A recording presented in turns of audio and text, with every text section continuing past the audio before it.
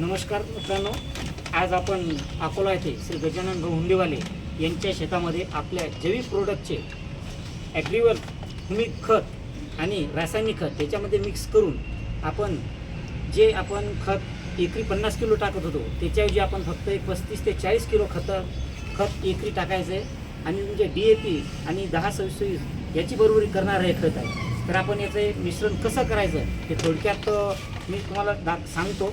आणि हे ग्रॅन्युअल खत आहे आपलं, जे 5 किलोची बॅग आहे ती आता या आपण रासायनिक खतामध्ये टाकत आहे.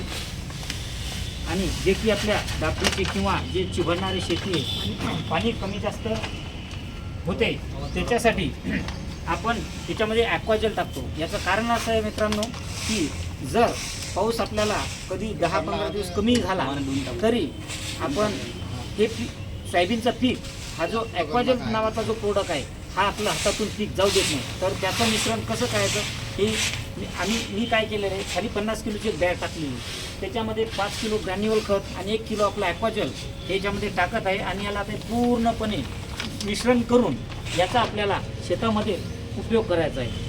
प्रति एकरी 1 किलो हे जे आपलं ॲक्वाजेल आहे, आता हे बघा हे मिश्रण याचं आपण प्रक्रिया करून दाखवत आहे त्यांना आपण. आणि हे अशा प्रकारे आपल्याला मिश्रण करायचं आहे आणि प्रति एकरामध्ये हे सोडायचं आहे.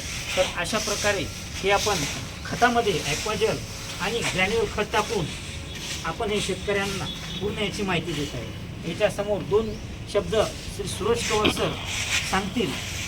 आणि गजानन कर सरांनी जी आज माहिती दिली ती योग्य पद्धतीने दिली. आणि आजची अकोल्यामध्ये जर पाहिलं तर आपण जवळपास 30 बॅगाचं नियोजन केलेलं आहे खत आणि ॲक्वाजेल.